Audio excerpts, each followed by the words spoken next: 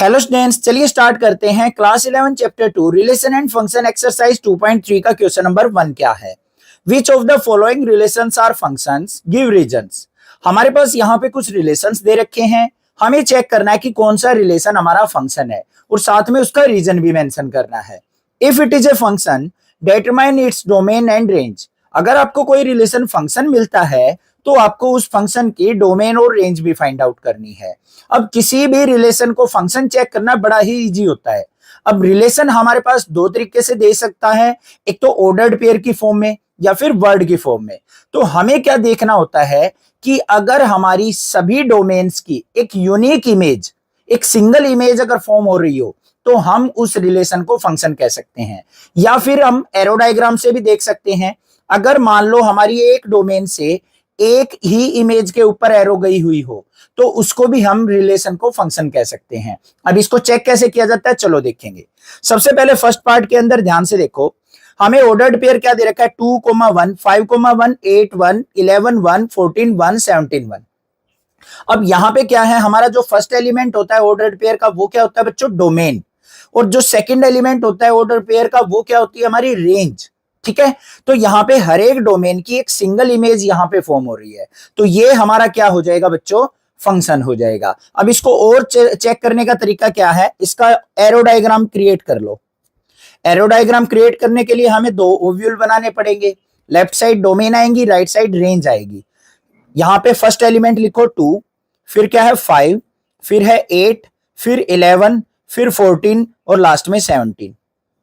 अब यहां पे रेंज की बात करें तो सभी की वैल्यू क्या है 1। अब ध्यान से देखो 2 की इमेज क्या है 1, 5 की इमेज क्या है 1, 8 की इमेज क्या है 1, 11 की भी 1, 14 की भी 1, 17 की भी 1। तो सभी की एक single single image, unique image form हो रही है, तो ये रिलेशन क्या हो जाएगा, एक फंक्शन हो जाएगा। तो यहां पे क्या लिख लेंगे हम, every domain, every reason mention करना है ना, every domain have unique image, unique image, so this is a function, this is a function। तो ये क्या कहलाएगा, हमारा एक फंक्शन कहलाएगा। क्लियर बात है। अब फंक्शन है तो भाई इसकी डोमेन और रेंज भी लिखनी है, तो डोमेन लिख देते हैं। डोमेन क्या होगी, जो हमारा फर्स्ट एलिमेंट होता है ऑर्डर्ड पेयर का वो ये रहे, 2 हो गया, 5 8 11 14 और 17।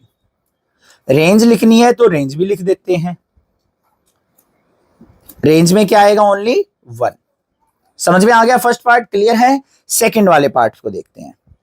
सेकंड वाले पार्ट के अंदर क्या है, 2,1 4 2 6 3 8 4 10 5 12 6 14 17। कोई भी यहां पे डोमेन डुप्लीकेट नहीं है ना, मतलब जो यहां पे डोमेन्स है सारी की सारी यूनिक है और उनकी इमेज भी यूनिक बन रही है। तो इसका अगर मैं एरो डायग्राम बनाऊं बच्चों आपको दिखाने के लिए, तो हम कैसे बनाएंगे, ध्यान से देखो। क्या क्या है, 2 है, 4 6 8 10 12 और लास्ट में 14। फिर ऐसे ही यहां पे 1 2 3 4 5 6 और 7। अब यहां पे देखो 2 की 1 इमेज बन रही है, 4 की 2, 6 की 3, 8 की 4, 10 की 5, 12 की 6, 14 की 7। किसी एक सिंगल वैल्यू से दो वैल्यूज पे तो एरो नहीं गई हुई है कि हमने कोई एक वैल्यू पुट की हो और उससे हमें दो रेंज मिल गई हो, तो वो हमारा रिलेशन फंक्शन नहीं कहलाता। एक सिंगल डोमेन से सिंगल ही हमारी यूनिक इमेज क्रिएट हुई है, तो ये क्या हो जाएगा, ये भी हमारा रिलेशन एक फंक्शन हो जाएगा। तो यहां भी क्या लिख देंगे हम, every domain, every domain have unique image, have unique image,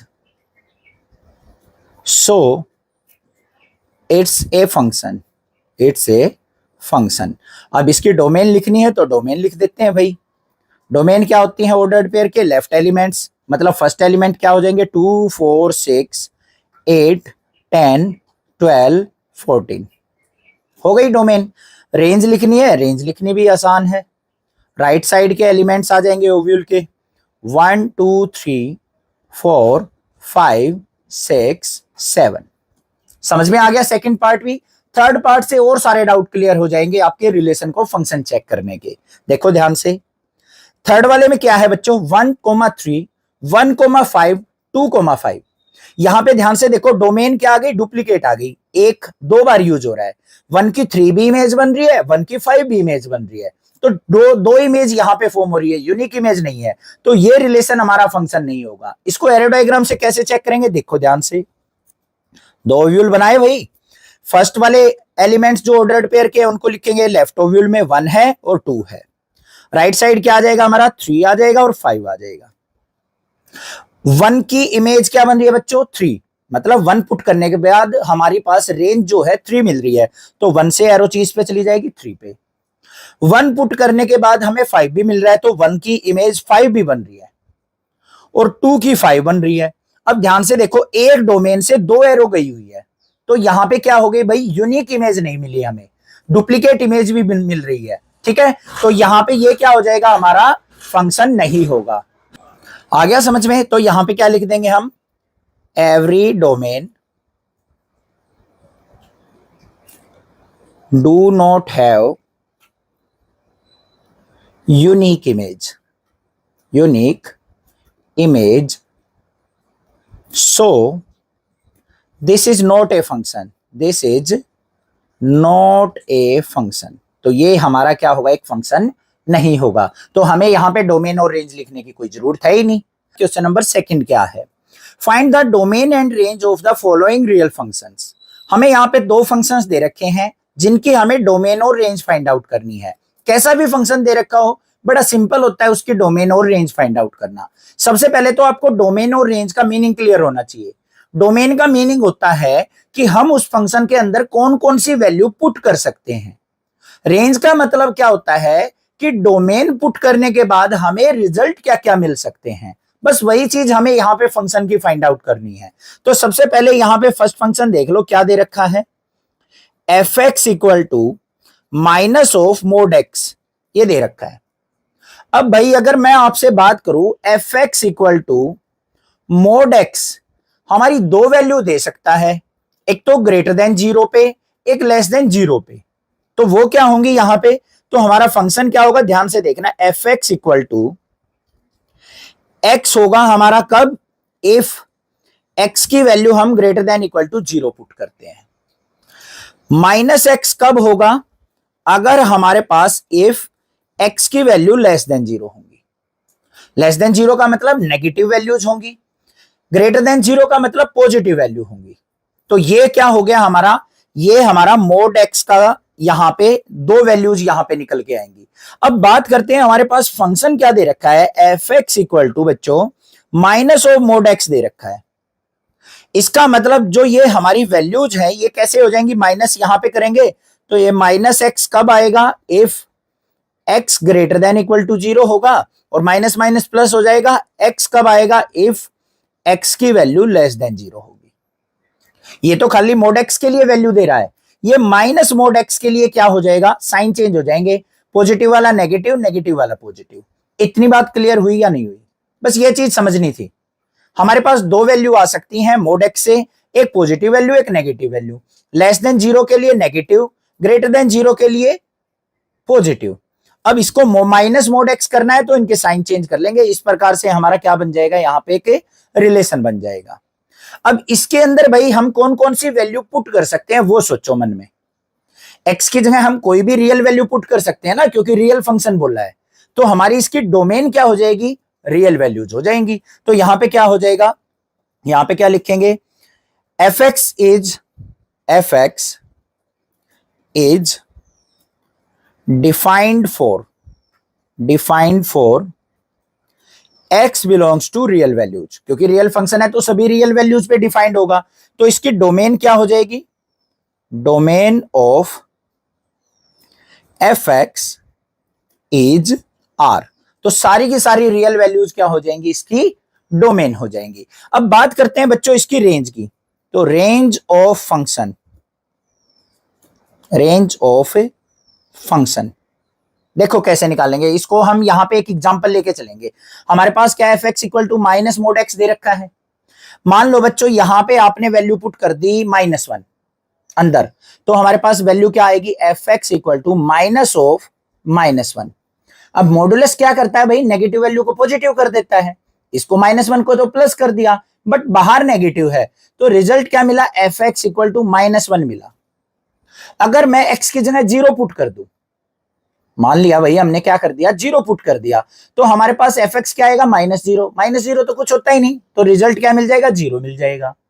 मान लो यहां पे 2 पुट कर दिया, रिजल्ट क्या मिलेगा, -2।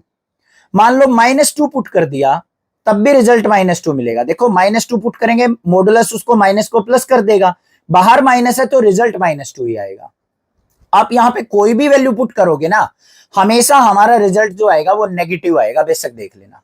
कोई ऐसी वैल्यू नहीं है कि जो यहां पे पुट की जाए और हमारी यहां से 0 से बड़ी वैल्यू आ जाए, मतलब 1 2 3 4 अप टू इंफिनिटी, कोई वैल्यू आपको नहीं मिलेगी।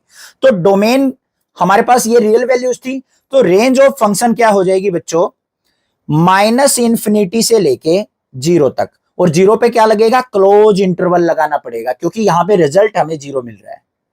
क्लोज इंटरवल का मतलब क्या होता है, वो वैल्यू इंक्लूडेड होती है रेंज के अंदर। तो 0 हमें रिजल्ट मिला है ना 0 पुट करने के बाद, तो 0 पे हम यहां पे क्लोज इंटरवल लगाएंगे, और -इंफिनिटी पे हमेशा, -इंफिनिटी हो या +इंफिनिटी हो, उस पे हमेशा ओपन इंटरवल लगता है, क्योंकि इंफिनिटी वैल्यू कोई डिफाइंड वैल्यू नहीं होती है। समझ में आ गई बात, क्लियर है यहां पे फर्स्ट क्वेश्चन, ठीक है, इसका फर्स्ट पार्ट। सेकंड पार्ट को देखते हैं बच्चों, सेकंड पार्ट में क्या है। सेकंड पार्ट में हमें फंक्शन दे रखा है f x equal to √9 - x²। अब इसको मैं आपसे सोल्व आउट करने के लिए बोलूं, तो यहां पे फंक्शन को अगर मैं 0 पुट करता हूं, f x equal to 0 put कर लो भाई, तो यहां पे क्या हो गया, √9 - x² इक्वल टू 0, और 9 - x² इक्वल टू क्या हो गया, 0, और यहां पे x² इक्वल टू क्या आ गया, 9। तो x की पॉसिबल वैल्यू क्या हो सकती है, x इक्वल टू √9, तो x की वैल्यू आ गई हमारी +-3 आ गई ना। तो x की वैल्यू कहां से स्टार्ट हो सकती है, +3 से लेके -3 तक। तो हमारे यहां पे जो इस फंक्शन के अंदर वैल्यू जो पुट हो सकती हैं, जिन पे ये डिफाइंड होगा, वो कौन कौन सी होंगी, F x is defined on, किस किस पे होगी भाई ये डिफाइंड एफ एक्स हमारा, -3 से लेके <= x <= 3, इन्हीं वैल्यू पे डिफाइंड होगा। -3 पे हो जाएगा, -2 पे होगा, -1 पे, 0 पे, 1 पे, 2 पे और 3 पे। तो ये वैल्यूज होंगी हमारी, लिख भी देता हूं, -3 -2 -1 0 1 2 3, ये वैल्यू होंगी जो कि हम अपने फंक्शन के अंदर पुट कर सकते हैं। बस इनके अलावा हम कोई वैल्यू पुट नहीं कर सकते। करके देखो, मान लो x की जगह 4 पुट कर दिया, तो 9 - 4 का स्क्वायर 9 - 16 हो गया, 16 में से 9 गया -7, तो -7 का रूट करेंगे तो इमेजिनरी वैल्यू आ जाएगी, तो वो फंक्शन हमारा डिफाइंड नहीं हुआ। -4 पुट करेंगे, उस पर भी डिफाइंड नहीं होगा। अगर मान लो इन वैल्यू से बाहर कोई भी वैल्यू यहां पे फंक्शन में पुट करते हैं ना हम, तो हमारा फंक्शन डिफाइंड नहीं होता है। तो इसीलिए यहां पे ये वैल्यू पुट हो सकती हैं, तो ये क्या हो जाएगी हमारी बच्चों, डोमेन हो जाएगी। तो डोमेन क्या हो गई, डोमेन ऑफ फंक्शन क्या हो गई, x की वैल्यू कहां से कहां तक, -3 <= +3, तो ये हमारी डोमेन आ गई। या फिर इस प्रकार से भी इन वैल्यूज को लिख सकते हैं। समझ में आ गई बात। अब बात करते हैं रेंज की। रेंज का मतलब क्या है बच्चों, अगर मैं इन वैल्यूज को इस फंक्शन में पुट करता हूं तो मुझे रिजल्ट क्या मिलेगा। देखो ध्यान से, -3 पुट कर दिया बच्चों मैंने, यहां पे करके दिखाता हूं। मान लो हमने यहां पे -3 पुट कर दिया, तो एफ एक्स क्या रिजल्ट देगा, √9 - -3 का स्क्वायर, तो रिजल्ट आ जाएगा 0। देखो कैसे आ गया, √9 - -3 का स्क्वायर +9, 9 - 9 0, तो 0 का रूट क्या होगा, 0 आ गया। मान लो -2 पुट कर दिया, -2 पुट करेंगे तो क्या आ जाएगा भाई, √9 - -2 का स्क्वायर, तो क्या वैल्यू मिलेगी, √9 - 4, तो क्या आ गया, √5 आ गया, पॉजिटिव वैल्यू आ गई। मान लो हम प्लस का 3 पुट करते हैं या प्लस का 1 पुट करते हैं, यहां पे पुट कर दिया भाई +1, तो 9 - 1 का स्क्वायर, तो ये क्या आ जाएगा, √8 आ जाएगा। आप इन कोई भी वैल्यूज को पुट करोगे ना, हमेशा हमें पॉजिटिव रिजल्ट मिलेगा, ना कि कोई नेगेटिव रिजल्ट। तो इसकी रेंज क्या हो जाएगी वो लिखते हैं। अब रेंज हमारी क्या आ जाएगी, 0 भी आ सकती है और प्लस का 3 भी आ सकती है। तो 0 से 3 के बीच में सारी वैल्यू लाई करेंगी हमारी, अगर हम इन वैल्यूज को इस फंक्शन में पुट करके देखते हैं तो सोल्व आउट करके देख लेना, अपने आप पता चल जाएगा। क्वेश्चन नंबर 3 क्या है? A function f is defined by fx equal to 2x minus 5. Write down the values of f of 0, f of 7 and f of minus 3. हमारे पास एक फंक्शन दे रखा है जिसकी हमें इन डिफरेंट वैल्यूज पे वैल्यू फाइंड आउट करनी है। तो बड़ा सिंपल होता है इस प्रकार से हमें फंक्शन की वैल्यू फाइंड आउट करना। सबसे पहले क्या लिखेंगे, फंक्शन क्या है, fx equal to 2x minus 5। ठीक है बच्चों, अब फर्स्ट पार्ट के अंदर हमें क्या फाइंड आउट करना है, f ऑफ 0। इसको कंपेयर करके देखो, इसका मतलब क्या है, x की वैल्यू 0 पुट करनी है आपको फंक्शन में और कुछ भी नहीं करना। तो भाई पुट कर देते हैं, यहां पे क्या निकलेगा, f ऑफ 0 2 मल्टीप्लाई 0 माइनस 5। तो क्या आ गया, 2 की 0 से मल्टीप्लाई 0 माइनस 5, तो फाइनल वैल्यू मुझे मिल गई माइनस 5। था ना इजी। सेकेंड पार्ट देख लो इसका, भाई क्या है, सेकेंड में दे रखा है हमें f ऑफ 7 फाइंड आउट करना है। f ऑफ 7 का मतलब क्या है, x की वैल्यू हमें 7 पुट करनी है फंक्शन में। तो क्या हो जाएगा, 2 मल्टीप्लाई 7 माइनस 5। तो क्या आ गया, 7 2 जा 14 माइनस 5। 14 में से 5 गया तो क्या आ गया, 9 आ गया। क्लियर बात है। अब थर्ड वाला देख लेते हैं। थर्ड वाले पार्ट में क्या दे रखा है, नेगेटिव वैल्यू से घबराना नहीं है कि negative value they the, f of minus 3। इसका मतलब क्या है, x की जगह माइनस 3 पुट कर लेंगे तो क्या हो गया, 2 मल्टीप्लाई माइनस 3 और माइनस 5। इसको ब्रैकेट में ले लो तो क्या आ गया, यहाँ पे 2 की माइनस 3 से मल्टीप्लाई माइनस का 6 और माइनस 5। माइनस 6 और माइनस 5 क्या हो गया, माइनस का 11। तो ये हमारे पास क्या आ गए, आंसर्स आ गए इनके।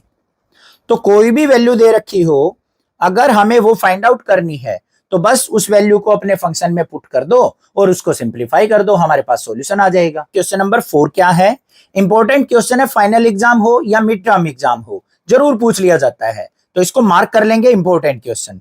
देखो क्या है, the function t which maps temperature in degree Celsius into temperature in degree Fahrenheit is defined by Tc equal to 9c by 5 plus 32।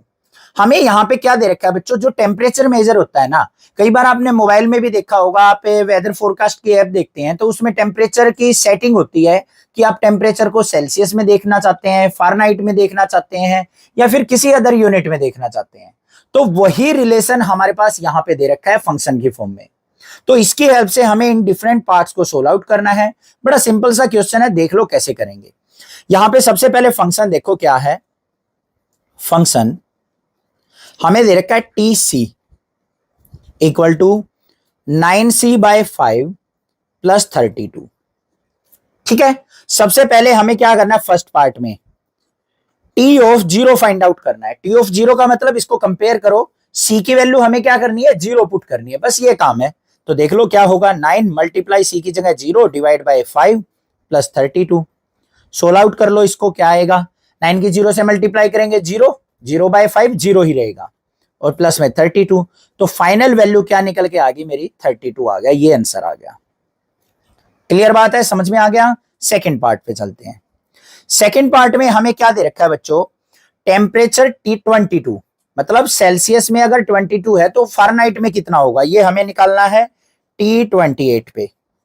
Sorry 22 बोल गया था मैं, 28 पे। तो हम क्या करेंगे, अब सी की जगह 28 पुट कर देंगे तो क्या आ गया, 9 multiply 28 divide by 5 plus 32। Solve out कर लो इसको तो क्या आ जाएगा, यहां पे इसके अपॉन में 1 मान लेंगे, एलसीएम कितना आ गया भाई 5, 9 की 28 से मल्टीप्लाई करेंगे, 9 8 जा हो गया, ये आ गया मेरा 252। फिर प्लस में 5 को 1 से डिवाइड किया, 5 की 32 से मल्टीप्लाई करेंगे तो कितना आ गया बच्चों, 160। तो फाइनल वैल्यू क्या आ गई यहाँ पे, 412 डिवाइड बाय 5, ये हमारा फाइनल आंसर बन गया। है ना इजी क्वेश्चन। थर्ड वाले पार्ट पे चल पड़ो भाई। T-10 हमें फाइंड आउट करना है, तो मतलब C की वैल्यू हमें -10 यूज करनी है। तो देखते हैं भाई क्या आता है, 9 multiply -10 divide by 5 plus 32। Solve out कर लो इसको, 5 1 जा 5, 5 2 जा 10, -2 की 9 से मल्टीप्लाई करेंगे तो क्या आएगा, माइनस का 18 और प्लस में 32। 32 में से 18 गया तो कितना आ गया, 14 इज द आंसर। है ना, बिल्कुल इजी क्वेश्चन। ठीक है, लास्ट पार्ट देखते हैं इसका क्या है। The value of C when T C equal to 212 212, कि अगर मैं यहां पे इस सॉल्यूशन की वैल्यू 212 रखूं तो मेरा सी की वैल्यू क्या होगी, ये हमें फाइंड आउट करनी है। ठीक है, बिल्कुल इसी है, टीसी हमें 212 दे रखा है, 212 उसको यूज करना है। देखो टीसी इक्वल टू हमें दे रखा है 212, और रिलेशन क्या था हमारे पास बच्चों, TC equal to 9c/5 plus 32। तो टीसी की वैल्यू क्या पुट करनी है, 212 कर दी भाई, 212 इक्वल टू 9c/5 प्लस 32। 32 को हम लेफ्ट साइड लेके जाएंगे तो माइनस हो जाएगा, तो क्या बन गया 212 माइनस 32 इक्वल टू 9c/5। 212 में से 32 गया तो हमारा कितना हो गया 180 equal to 9c/5, cross multiply कर लेंगे इसके अपॉन में 1 मान के, तो c की वैल्यू क्या आ जाएगी 5 के ऊपर मल्टीप्लाई 180 मल्टीप्लाई 5 डिवाइड बाय 9, 9 नीचे आ गया, 9 1 जा 9, 20 पे गया, 25 जा 100, तो c की वैल्यू क्या आ गई हमारी 100। ये हमारा आंसर हो गया। था ना इजी क्वेश्चन, कोई दिक्कत नहीं थी। बट इस टाइप का कोई भी क्वेश्चन आ जाए, इस प्रकार से आपको मान लो कोई भी फंक्शन दे रखा हो और इस प्रकार से हमें कोई डिफरेंट वैल्यूज फाइंड आउट करनी हो उस फंक्शन की, तो हम इजिली फाइंड आउट कर सकते हैं। क्वेश्चन नंबर 5 क्या है, find the range of each of the following functions. हमें यहाँ पे 3 फंक्शंस दे रखे हैं, साथ में उनकी डोमेन डिफाइंड है। डोमेन मतलब कि हमें उन फंक्शन के अंदर कौन कौन सी वैल्यू पुट करनी है, तो हमें यहाँ पे रेंज फाइंड आउट करनी है कि उन वैल्यूज को अगर हम फंक्शन में पुट करें तो हमें कौन कौन से रिजल्ट पॉसिबल मिल सकते हैं, ये हमें निकालना है। समझ में आ गया क्वेश्चन। अब सबसे पहले देखो फर्स्ट पार्ट, फंक्शन क्या दे रखा है f(x) equal to 2 minus 3x। ये फंक्शन हमारा रियल वैल्यू पे डिफाइंड है। इसका मतलब क्या होता है कि x की वैल्यू क्या है, रियल वैल्यू से बिलोंग कर रही है। बट साथ में एक कंडीशन और दे दी कि x की वैल्यू आपको ग्रेटर देन 0 ही यूज करनी है, मतलब 0 से बड़ी। इक्वल टू का साइन नहीं है यहाँ पे, अगर ग्रेटर देन इक्वल टू होता तो मतलब 0 भी यूज कर सकते हैं और 0 से बड़ी वैल्यू भी यूज कर सकते हैं। अब यहाँ पे ग्रेटर देन 0 बोला है तो मतलब 0 से बड़ी वैल्यू पे आपको यहाँ पे रेंज फाइंड आउट करनी है।